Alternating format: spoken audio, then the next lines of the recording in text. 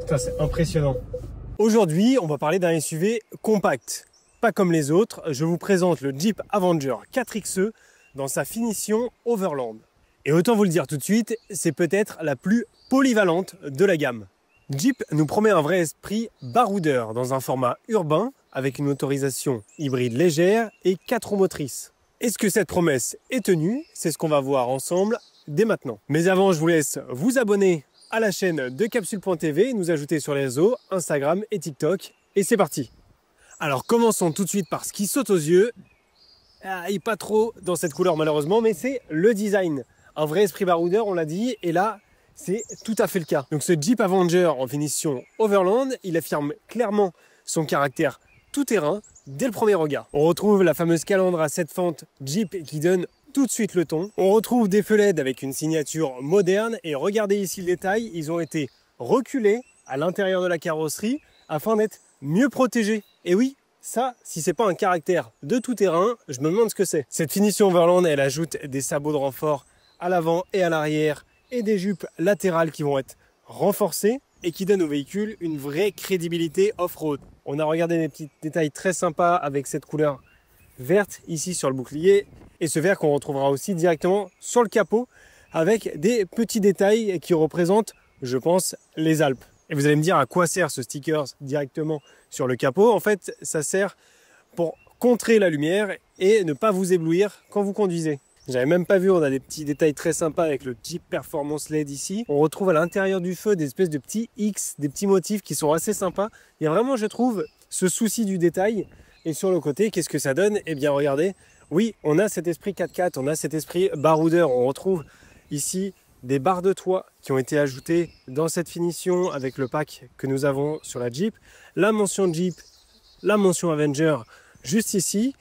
On a ici les jantes 18 pouces, à la fois élégantes et robustes, parfait pour un mix nature et ville. Et avec, regardez, le petit logo Jeep en vert qui rappelle la couleur sur le capot et à l'avant sur le petit détail. Dites-moi ce que vous en pensez, je trouve que ces petits rappels de couleurs sont très sympas et comme je disais, c'est vraiment le souci du détail sur cette Jeep Avenger 4XE. On notera aussi une hauteur de caisse légèrement majorée. Ici, on a un véritable franchisseur et qui participe évidemment à ce look baroudeur. Et attention, tenez-vous bien, puisque regardez cette longueur, l'ensemble va rester compact, puisqu'on aura une longueur de 4,08 m, ce qui n'est pas beaucoup plus que certaines citadines. On a donc vraiment ce qu'on dit depuis le début, et je vais le répéter, un mix parfait pour une utilisation en nature et en ville. Par rapport à l'Upland, ici vous gagnerez en présence et en protection, et sinon, si vous voulez passer dans la version supérieure, donc la The North Face qui est, je le rappelle, à 4806 exemplaires seulement. Vous aurez un véhicule certes moins polyvalent, mais peut-être plus esthétique avec une couleur. Je vous la mets directement à l'écran, comme ça vous êtes seul juge. Mais je trouve ça juste sublime avec les petits stickers jaunes, la peinture grise, etc. C'est juste magnifique. J'adore cette version et en plus à l'intérieur. Bref, on en fera peut-être une autre vidéo. À vous de nous le dire en commentaire si vous en voulez une. Et l'arrière, dites-moi ce que vous en pensez. On retrouve ici le logo Jeep noir. On aurait peut-être aimé l'avoir en vert pour avoir un petit peu plus de peps. Mais on l'a ici sur le 4XE et ça reste quand même très joli. On aura le crochet ici pour se faire remorquer ou être remorqué. Et ça donne toujours un peu plus de style baroudeur. Alors attention à ne pas vous accrocher en ville, puisque je le rappelle, ici on veut faire à la fois de la ville et de la nature. Et en dehors de ça, regardez les feux, on trouvera donc une signature en X. Désolé, c'est un peu sale, on a fait de la route ce matin. Ça fonctionne, c'est très sympa, il n'y a pas grand chose à dire, ça reste assez sobre et baroudeur, mais regardez-moi quand même cette garde au sol. Si je dis pas de bêtises, ici, on a 35 mm, ce qui est quand même assez conséquent. On regarde le coffre ensemble directement. Ici, vous aurez 325 litres, donc avec un peu de rangement en dessous. Mais bon, voilà, 325 litres, est-ce suffisant? On reste quand même dans un véhicule qui fait 4,08 m de long. On ne pouvait pas non plus s'attendre à un énorme coffre si on veut avoir quand même de la place à l'arrière. Et d'ailleurs, comment ça se passe à l'arrière et à l'avant? On va passer directement à l'intérieur. Une fois à bord, on sent que Jeep a soigné l'ambiance de cette finition Overland. C'est à la fois robuste, fonctionnel et peut-être un peu au-dessus de ce qu'on pourrait s'attendre à avoir pour ce niveau de gamme. Déjà, parlons de l'assise parce que franchement, on est très confortable. Ici, l'assise, elle mêle à la fois tissu technique et vinyle. C'est très agréable. Franchement, c'est assez sympa, c'est assez bien dessiné et puis le maintien dans les sièges et assez étonnant pour ce type de gabarit. Évidemment, dans ces sièges, on a siège chauffant et on aura aussi le volant chauffant. Donc ce qui est très appréciable, puisque je vous rappelle que cette Jeep peut être à destination de la montagne. Et qu'est-ce qui se passe? L'hiver en montagne, il fait froid. Alors l'habitacle, vous voyez, il est plutôt bien pensé. On a énormément de rangement. Regardez, ici sous la coudoir, ici en porte-gobelet. Ici, si on soulève ce petit rabat aimanté, on a aussi énormément de place, avec en plus le chargeur à induction qui sera juste ici, avec un USB-A, un USB-C et une prise en 12 volts. Regardez, on a tous les boutons de raccourci de clim qui vont être juste ici. Alors regardez, pour ceux qui connaissent et qui sont déjà montés dans une Fiat 600, je crois, si j'ose dire, qu'on est sur la même planche de bord, le même habitacle. Mais bon, en tout cas ici ça marche bien, ils l'ont assez bien personnalisé et je trouve que dans l'ensemble, bon, c'est bien fini. On a des matériaux durs texturés qui sont plutôt bons. Il n'y a pas trop de points négatifs, je trouve, si ce n'est que effectivement ça aurait été plus sympa si ça avait été personnalisé complètement pour Jeep. Ce qui est sympa par contre, c'est tous les petits détails qu'on a au niveau de la montagne, parce que regardez, sous le rabat, il faudra que je le filme, on a ici les mêmes détails que sur le sticker, ce qu'on a sur le capot, et on l'a même ici. Alors je ne sais pas si on peut cliquer derrière. Bon, on l'a en fond ici sur l'écran. Ah oui, on aura juste ici le Drive Mode Select, donc les 4 modes que je vous expliquerai tout à l'heure, avec Auto, Sport, Snow, Mud et Sand. Ce que j'aime beaucoup aussi, c'est que regardez, on a la petite mention 4XE Avenger juste ici. Et de chaque côté, on a une petite mention Jeep dès qu'on ouvre la porte. J'aime beaucoup ce genre de détail. Comme j'ai dit, c'est vraiment un peu dans le détail, ce Jeep Avenger 4XE. Ce que je vous propose, c'est qu'on passe directement, je parle pas du Jeep, mais qu'on passe directement à l'arrière. Et à l'arrière, comment ça se passe? Eh bien, regardez, je suis réglé à l'avant pour ma position. Je fais 1m76, plutôt reculé du volant. Et il me reste de la place. Alors peut-être que les sièges sont un petit peu trop inclinés parce que du coup, ma jambe ne touche pas jusqu'au bout. Ça, c'est un petit peu dommage. Par contre, c'est assez confortable. On a une 5e place qui reste pas trop étroite, donc ça reste, je vais dire, ça reste 10 fois, donc ça c'est plutôt un point positif. On a un USB type C ici, on aurait aimé en avoir pourquoi pas 2. La cave au pied, franchement, vous pouvez y aller, vous avez largement de quoi mettre tout type de grosses chaussures. Au niveau du toit, bon, je suis à 1m76, il me reste pas mal de place. Alors à voir pour des grandes tailles si ce sera la même histoire, mais sinon voilà, regardez, on va juste se régler, hop, ici. Franchement, on est vraiment plutôt confortable. On peut faire des longs trajets. Et je trouve aussi que le maintien dans le siège, dû peut-être à cette texture, je ne sais pas, mais on est plutôt bien maintenu, ce qui pourra forcément servir si on fait du tout-terrain, à pas être basculé dans tous les sens comme ça. Donc ça, c'est plutôt un point positif. On a des petites lumières juste ici, regardez. Alors c'est dommage, je voulais vous montrer, regardez, juste ici on a des petites lumières, je pensais que c'était tactile et en fait il faut appuyer dessus, c'est un mi-tactile et ça fait un peu cheap pour le coup pour les lumières. Bon, on a l'impression que c'est du plastique, honnêtement j'ai l'impression que c'est des lampes de chez Jiffy, hein. Mais bon, c'est un peu dommage. Mais sinon sur le reste, c'est plutôt pas mal, on aura les poches aumônières juste ici, pas de bac de rangement malheureusement. Dans ces portières, ça c'est un petit peu dommage, surtout que ce genre de véhicule peut être utilisé par des familles, donc on a toujours besoin de mettre des petits trucs dans les portières. Sinon ce sera à peu près tout pour l'arrière. Dites-moi ce que vous en pensez et je vous affiche tout de suite les sièges avant et arrière de la version The North Face parce que je trouve ça vraiment très réussi et pour le coup la finition n'est pas non plus extrêmement chère au-dessus, donc si vous avez les moyens, en tout cas moi je tombe amoureux de cette finition. J'irai prendre des photos, on l'a ici, on l'a pas en essai, mais on l'a en statique aussi sur cet événement, donc je vais pouvoir vous montrer quelques images. À l'intérieur, le plus gros changement, il vient de la technologie 4XE ou 4 par E. Mais attention, ici ce n'est pas un hybride rechargeable, mais bien un mild hybride 48 volts avec transmission intégrale. Sous le capot, un moteur 1 litre de turbo essence 3 cylindres développe 136 chevaux et viendra être épaulé par 2 moteurs électriques, un à l'avant et un à l'arrière. Et donc l'ensemble va offrir une puissance combinée de 145 chevaux assez bien répartie. La boîte DCT6 est douce, réagit rapidement et surtout sans à-coups. Et du coup, ce mild hybride en ville, il va permettre des démarrages silencieux, des arrêts multiples en électrique et des manœuvres à basse vitesse sans aucun bruit. Bon, on n'a pas réinventé l'hybride. Et c'est en tout-terrain léger que ça va devenir très intéressant et on sera même en tout-terrain en off-road cet après-midi. Donc dans la suite de la vidéo, vous verrez l'utilisation de cette Jeep Avenger 4XE Outlander directement dans son milieu naturel. On a ici le système Select Terrain qui permet de choisir entre 4 modes, Auto, Snow, Sand et Mud, et qui va adapter la motricité et l'assistance. Et pour ceux qui parlent pas anglais, c'est donc neige, sable et boue. On est dans du 4x4 tout terrain. Et grâce à l'architecture 4x4 sans bras mécanique, les moteurs électriques assurent une vraie répartition du couple entre les roues. Le résultat de tout ça, c'est une traction sécurisante sans consommer autant qu'un 4x4 classique. Sinon, pour vous parler directement du ressenti de la conduite, je suis vraiment étonné par la maniabilité du volant. C'est hyper fluide, hyper smooth. Alors, est-ce que ce sera pareil dans la montagne et est-ce que c'est aussi avantageux dans la montagne ou à haute vitesse? Parce qu'effectivement, on aura beaucoup moins de résistance sur le volant et on saura peut-être moins où sont les pneus. Mais en tout cas, dans la ville, c'est hyper agile et c'est très agréable. Le moteur 3 cylindres, lui, bon, quand on accélère, je vais pas vous mentir, il fait un peu de bruit et le bruit n'est pas forcément hyper agréable.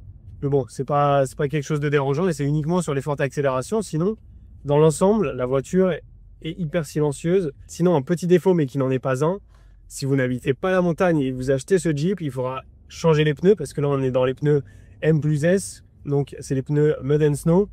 C'est du 4 saisons. Et là, ils sont quand même assez bruyants sur la route. Alors, vous changez juste les pneus et ce sera tout de suite beaucoup moins bruyant. La visibilité, vraiment, on a l'impression d'être dans une énorme bulle. On a un panorama devant nous. C'est hyper aéré et ça, c'est vraiment gage de qualité. En fait, ce qui est pratique, c'est que comme c'est assez large et très aéré, on n'a pas les montants qui viennent masquer sur le côté, parfois en espèce d'angle mort. Là, c'est vraiment agréable là-dessus. Bon les gars, après un petit essai classique sur les routes, on va partir en off-road pour s'amuser. Regardez, elle est déjà de travers, on y va, c'est parti.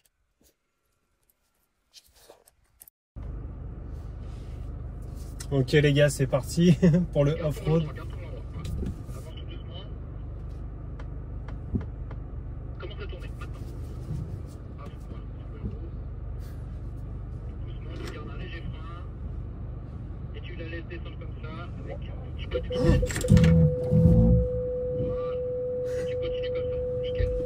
Putain, c'est impressionnant. On met les roues droites maintenant. Tu avances tout doucement, mais il va y avoir des petites compressions un peu après là. Garde toujours un léger frein qui te laisse avancer quand même la voiture. Tu peux braquer légèrement sur ta droite. Voilà, remets tes roues droites maintenant et avance. Continue d'avancer. Toujours une légère vitesse. Voilà, super. Tu continues comme ça pour l'instant. Et tu commences à braquer sur ta gauche légèrement. Voilà, encore un peu. Voilà, même roue droite. Garde le volant droit. Et prépare-toi à tourner. Quand je te le dis, avance tout doucement. Braque maintenant. Tu gardes un léger frein. Garde ton volant tourné pour l'instant. Voilà. Encore. Remets tes roues droites maintenant. Tu la laisses avancer en même temps. Laisse toujours, voilà, la voiture a évolué. Et tu braques encore sur la gauche. Ok, c'est impressionnant. Derrière la voiture tranquillement. C'est impressionnant les gars.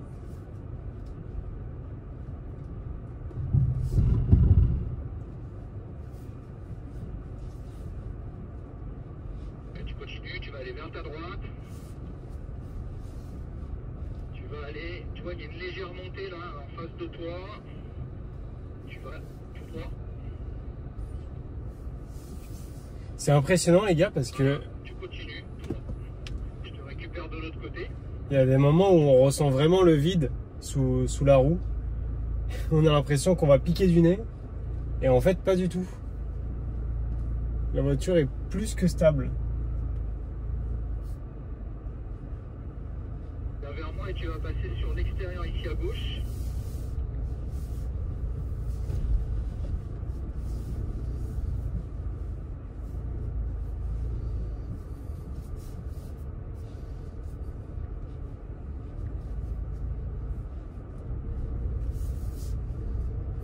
Maintenant, braque encore ton volant. Plus. Mets tes roues droites maintenant. Voilà. Encore un petit chouille à gauche. Voilà, volant droit. Tu avances. Vas-y encore. Ok les gars, donc c'est parti là la descente. Encore. Celle-là je l'ai vue plusieurs fois parce que les collègues l'ont fait. C'était impressionnant. Oh. Garde un léger frein et tu la laisses descendre tranquillement.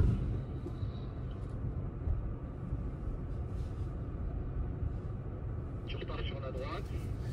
Vous voyez ou pas quand vous êtes dans une attraction, dans un grand 8, et que ça commence à plonger, Le nez, tu sais, vous allez arriver en haut de la montée, vous allez avoir la grosse descente dans le vide, et d'un coup, il y a tout qui se lâche. Et là, tu remarqueras au plein milieu, là, il y a un caillou. Je vais te demander de bien passer au-dessus, la voiture au milieu du caillou, et tu gardes une petite accélération dans la montée. Il ne faut pas que tu t'arrêtes, il ne faut pas y aller trop fort, mais il ne faut pas que tu manques de puissance.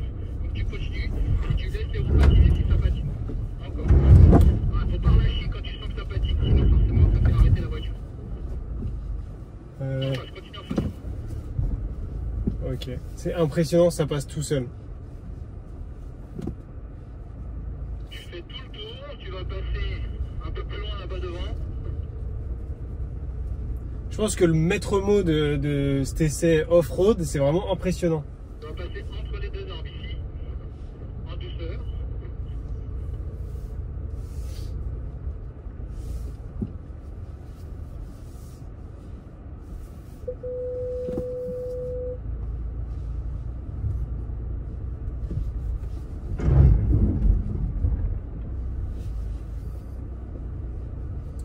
En fait, ça passe tellement facilement, ça fait peur parce que j'ai vu les collègues juste avant de passer. Mais ça passe tellement facilement. Ici, stop. Sur le croisement de pont qui arrive, je vais te demander de venir monter ici. Je vais te demander de bien respecter là où on va aller. Et après, forcément, sur la descente, tu sentiras ton point de bascule et tu garderas toujours une légère avancée avec les roues droites. Donc je te dis pas de braque.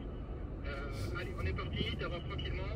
Ok, donc là le but les gars, ça va être de mettre Maintenant, bouge plus ton volant les roues. et tu gardes une légère vitesse. Ok. Le but, ça va être de mettre les roues sur un côté là, pour regardez, pour lever. Oh, c'est impressionnant. Oh là là là là là là. Voilà. Freine la voiture. Et là, point de bascule. Arrête, stop, stop. On va voir de l'autre côté.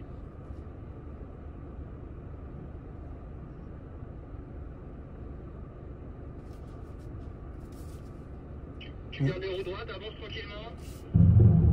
Volant droit encore et tu braques. Ouais, tu l'as. C'est ouf. On fera peut-être une voix off parce que je sais pas trop quoi raconter dessus. Je suis juste en train de le vivre pleinement là. Et c'est vrai que c'est vraiment, j'arrête pas de le dire, hein, mais impressionnant. On lance les roues de tous les côtés et on sent même pas que ça bascule tant que ça à l'intérieur. On n'est pas secoué dans tous les sens. On est vraiment bien maintenu dans les sièges. Dans l'idée, hein, c'est la roue gauche, enfin les roues gauches ici, la roue droite va venir dans l'ornière. C'est normal si à un moment donné tu sens la voiture basculer vers l'intérieur, puisque forcément c'est complètement boueux de ce côté-là, elle va s'enfoncer un peu.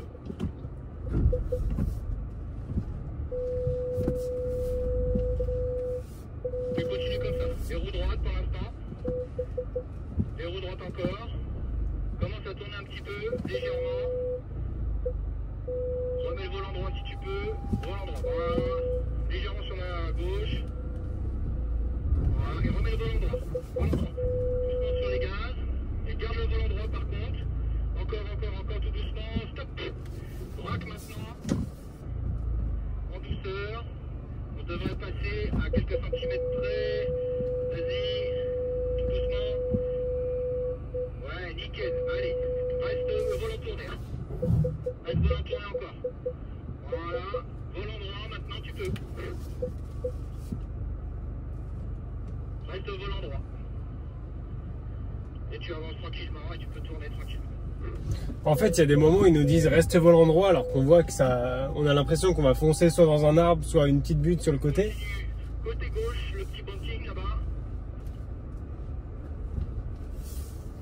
Et c'est juste que comme c'est boueux ou alors que c'est vraiment très en pente, bah eux ils savent la voiture elle va glisser. Donc il faut vraiment rester les roues droites parce que si on tourne, eh ben on va partir dans les choux. Donc c'est aussi une conduite à apprendre parce que c'est vraiment pas intuitif.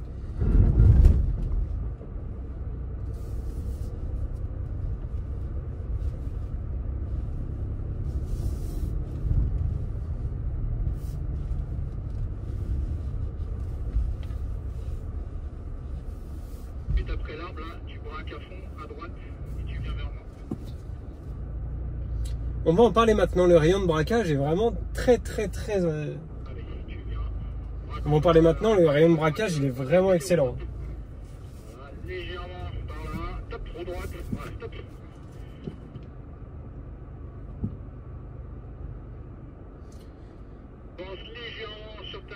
comme ça. Vas-y, avance légèrement. Droite, léger. Voilà, roue droite. Maintenant, volant droit, remets les roues droites. Doucement, doucement. Avance encore. Prépare-toi à tourner vers la gauche quand je te le dis. Hein. On est en Space Mountain. Continue d'avancer, braque à gauche. Maintenant, maintenant, maintenant. Allez, allez.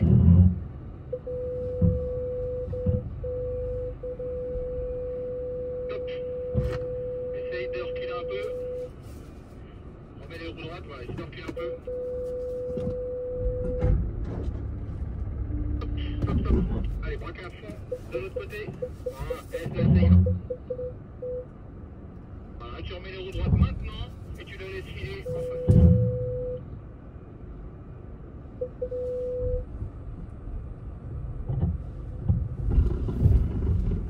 Tu peux élargir un tout petit peu et venir en face de moi. Pareil dans la montée, il ne faut pas y aller comme un bourrin, mais il ne faut pas y aller trop doucement non plus, sinon on va manquer de boucle au moment où on va avoir un peu de grip à avoir. Donc tu te mets bien dans l'axe là, continue à braquer sur ta gauche. Mets ton volant droit, maintenant. Voilà. Encore un peu à gauche éventuellement. Vas-y, avance un peu. Voilà, roue droite, allez vas-y. Et là, tu essaies de garder l'accélération, pas comme un fou, mais tu essaies de garder quand même un peu de vitesse et de puissance.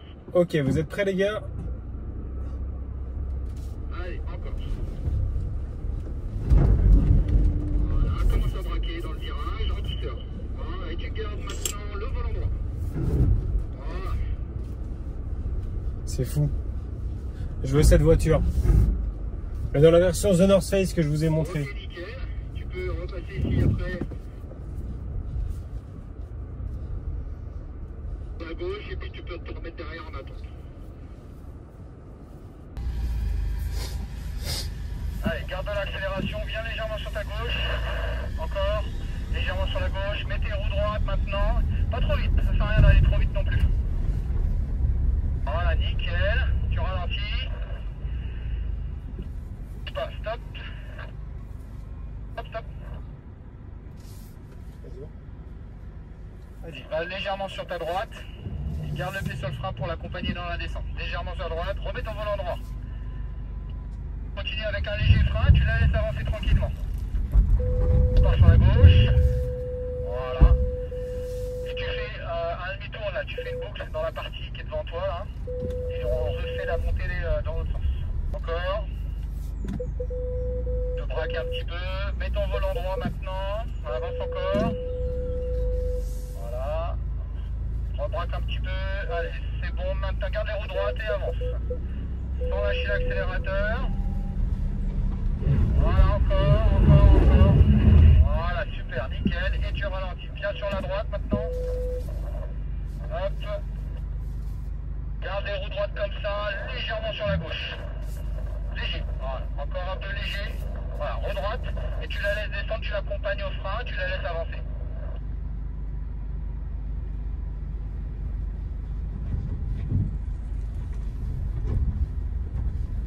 Nickel.